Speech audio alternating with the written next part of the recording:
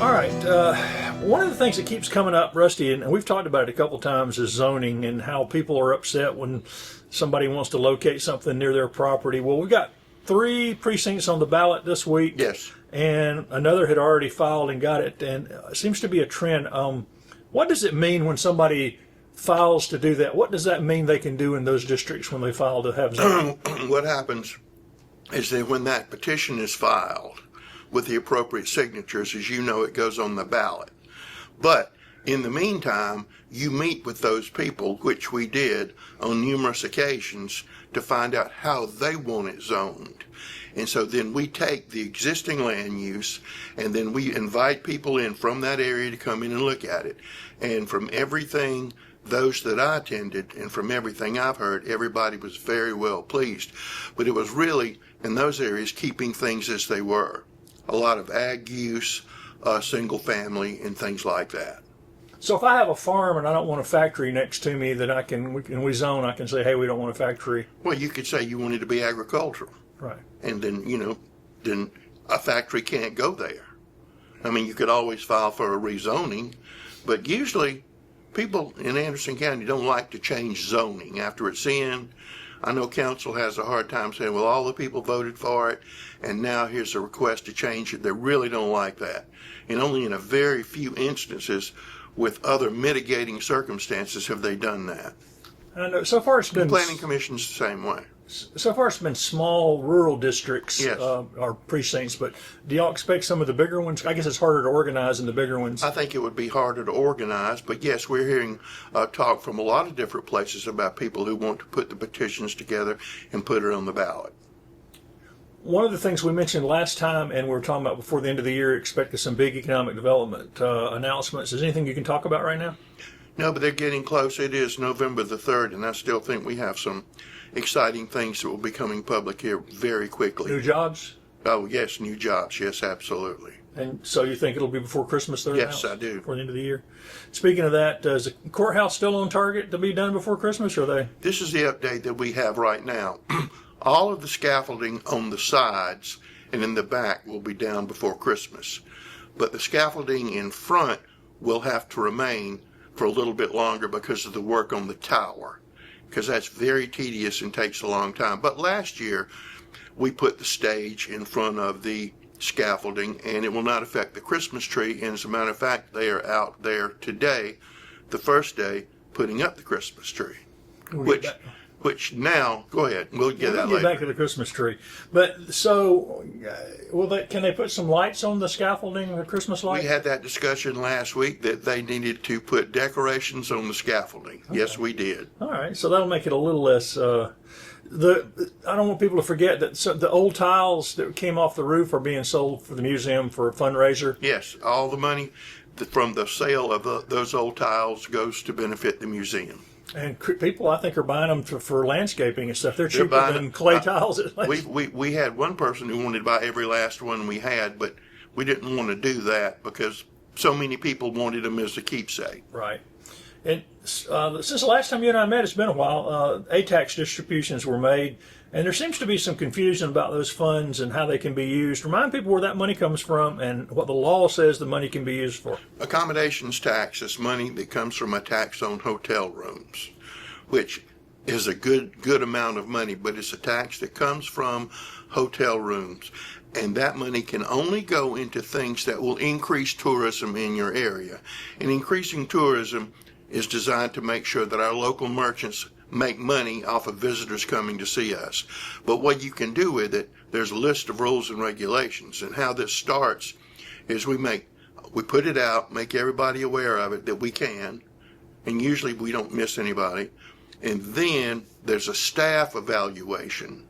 Then that goes to the ATAX committee, which is made up of citizens. And then they approve it. And then from there it goes to council. And usually the council accepts and agrees with the ATAX committee's decisions. So it's really 3 steps in that. But there's certain things you can do and certain things you can't do. But we try to work with people to make sure they know what they can apply for. But it has to be for tourism related. It has to be for tourism related. And this, I think people get confused. This is not a hospitality tax. It is not a The hospitality county does not tax. have an unincorporated hospitality. If you go stay in a room in Anderson County, you pay that tax. It's been a while since we talked about updates on sewer. Where is the county on the full sewer access on exit 14? We have some exciting news that should be coming to bear there pretty quick. I know it's in the works, but can't talk about it right now because there are a few things to work out. But that should be happening within the next 6 months, or at least we should see some activity. But it will be activity that will be hard by the interstate. It won't be reaching out into the community. It'll be hard by the The interstate. sewer will be available at that. Sewer's by then. available, yes. And is there a future plan on the books for exit 11 after that's?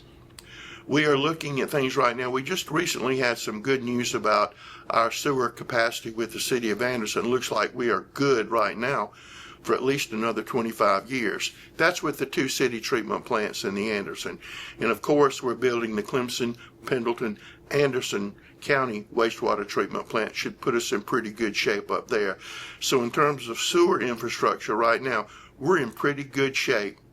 So we're very pleased about that. And that's kind of a first, isn't it, to be in good shape? Well, sewer infrastructure. I mean, it's been a while. It's been a while, but remember the council took a lot of the money that was given for relief, American Public Works Act, and we put it into sewer, the majority of it, to take care of that. And so that has worked out very, very well for us. It's hard to fund that without something like that, isn't It's it? very hard to fund it because, A, if you own a water company, you can make money. If you own sewer, you ain't making no money. You just try to break even and make sure that it's running efficiently. Which is why the counties and municipalities have to run their own sewer. Absolutely. Before we meet again, there we'll know the outcome of the capital sales tax for roads and bridges. If it passes, how soon can work begin on the roads? Probably within 3 months, 3 to 4 months. And if it doesn't pass, what else can be done to Then fund council will roads? go back to the drawing board, which they will have to do, and they will be looking at methods and alternatives.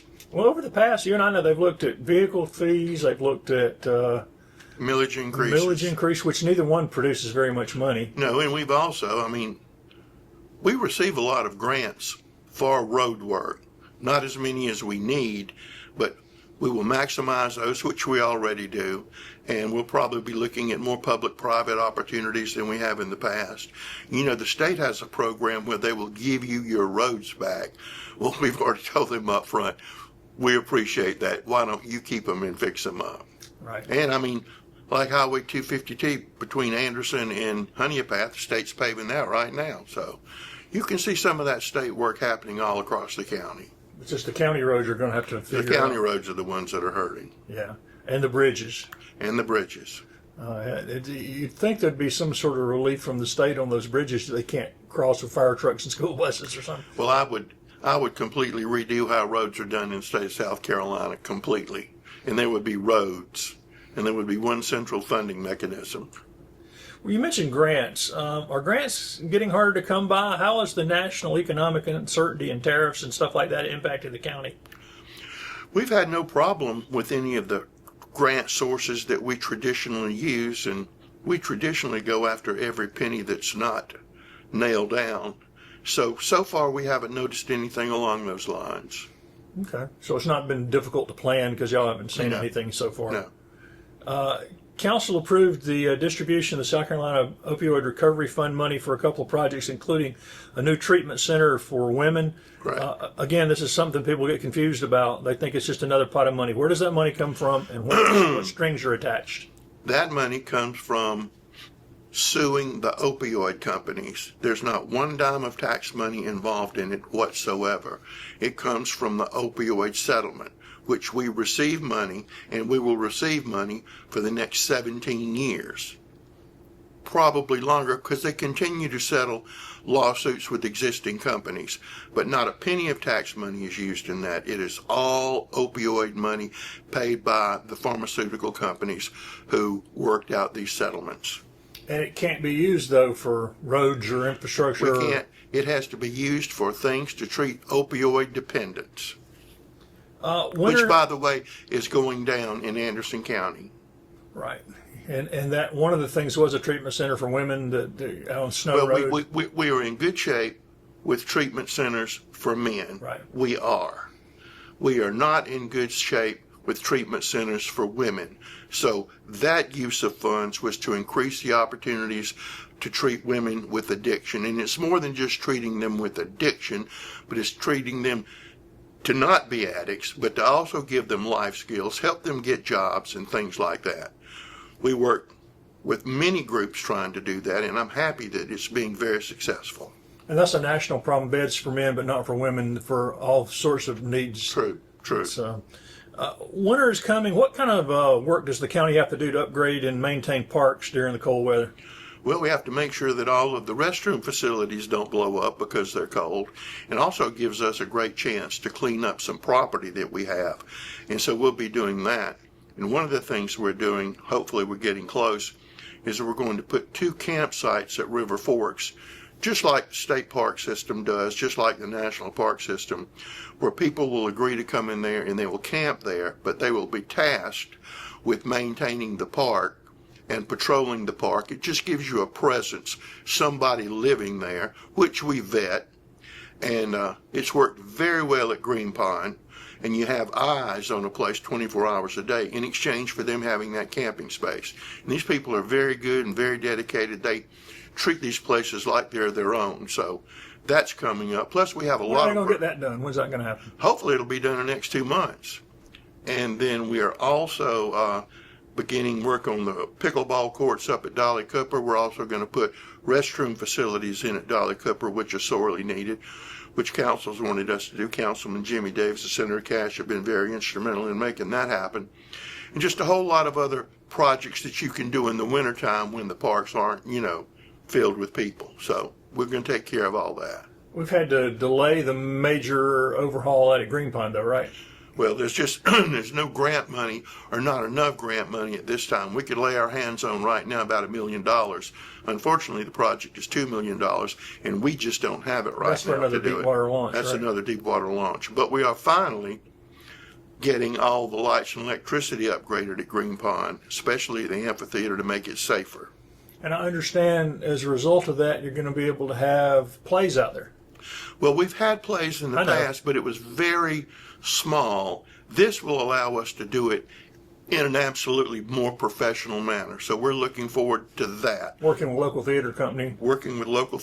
But we're in the process of getting that done. We're not completely there, but we're going to get there. So we'll be able to announce that before warm weather when they're going to do it. Yes.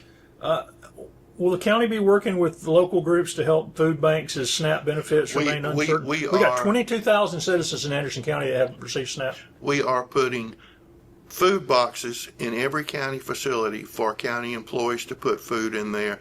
Plus, any member of the public can do that. Plus, you can give food to Hope Missions, the Lot Project. We were able to get some money directed to AIM today from a private donor who's a wonderful person who will not let his name be used because he will kill people. But yes, we're heavily involved in those efforts. But we're doing that as individuals, putting food in those boxes ourselves. Well, of course, the county also provides a cold weather. We have a cold weather situation where we help people at Hope Mission so they don't freeze to death. And we've just completed our brand new backup emergency center out at the Civic Center, which you won't see because it's in a place where you don't see. We're also having... Is that with that battery backup that's out there too? Yeah. We still need the battery backup. It's not enough. Duke's going to do that though, right? At some point? No, we have a grant into FEMA to do that. Oh, okay. And we're waiting on that to come through. Duke's project never materialized. Okay, that's the one confusing. So, but we have a grant from FEMA, but we're also in the process of having, it's already a relocation point for Oconee. It's also where Duke Power does their massive staging. And we're also fixing to make it a designated medical facility. Because when we had the hurricane last time, we had to find places, churches, wonderful people to let us set up those medical facilities. As a matter of fact, towards the end, Greenwood's people were coming to Anderson for those medical facilities. But that's going to be a major upgrade for us because the Civic Center, which is used all the time, constantly all the time, You may not have something you want to go see, but trust me, somebody's out there. But it also serves as an emergency center for all of those things that I've just named. Plus, we're also involved with 3 charities right now, helping them find a place to work out of during the holidays. So we're involved in that too. And for a good while now, during the day when those shelters, the Anderson County Library has welcomed people to come in and be warm or cool. They do that and have done that forever. And it seems to have gone pretty well. Done very well. Everybody. The cool weather also is challenging a time for paws. I know we talk about challenging times for paws, and they had a big event again. It's one of the top shelters in the country. People still look at it as a model, but they're just getting overwhelmed. What can people do to help them in the holidays? Well, we take donations at PAWS. Also, we should always remember the Humane Society does a lot of great work in Anderson County too. So if you can't get down to PAWS, you want to help somebody, the Humane Society is working there just as hard and helps us in a whole lot of ways. Plus, there are other animal groups in the county, and we try to be supportive of all of them. And I will also say that we have the finest animal control officers in the state of South Carolina because they are well trained, they are knowledgeable, and they care. And that is not the norm in a whole lot of places. And you're saying this as a pet owner who loves his animals. As a pet owner who loves his animals, and obviously every other animal in the neighborhood too. At least they drop by for dinner. Yeah, the idea of the old dog catcher is not what we have here. It's sort of not with Mark Davis. You have a professional outfit who they train extensively. They keep up with what's going on, and they know how to handle these situations. We're just a few weeks away from the holiday market opening. It seems to get larger every year. Is there going to be enough space again this year to hold it? I know they spread out into the parking lot. But Miss Sharon Nicomito will make sure that everybody's accommodated to the best of her ability. I've seen more crowds down there than even at the farmers market during the summer. It is wonderful, and people make it an event, and they go down there, and they'll go down there more than one time, and we just love it. But she does a wonderful, remarkable job running that market. Well, she does the market all the time, but she really shines at the Christmas market. They have Christmas music and stuff down there. Yes, they do. And of course around the county, parades and tree lightings and other events are scheduled. But we're back to where we were going to talk earlier. In 18 days from where we're sitting will be the unofficial lighting of the county tree. And you said the tree's going up today. If you walk out there right now, you will see the elves working, and we have got that. They have got it. I haven't done anything, but they have got that down to a science, and we believe it will go up faster than it ever has this year because they are trained professionals. Did you get your ruler out and figure out how much it's grown? Just a tad. 5 feet? No, we'll determine that at a later date. We have some tricks we have to do. Anything else new on the tree this year? I really liked the tree last year, and most everybody liked the tree. The return of the ornaments was a good. The ornaments is the key. You just can't have a tree without ornaments. I'm sorry. Right. And so, yes, they will be back.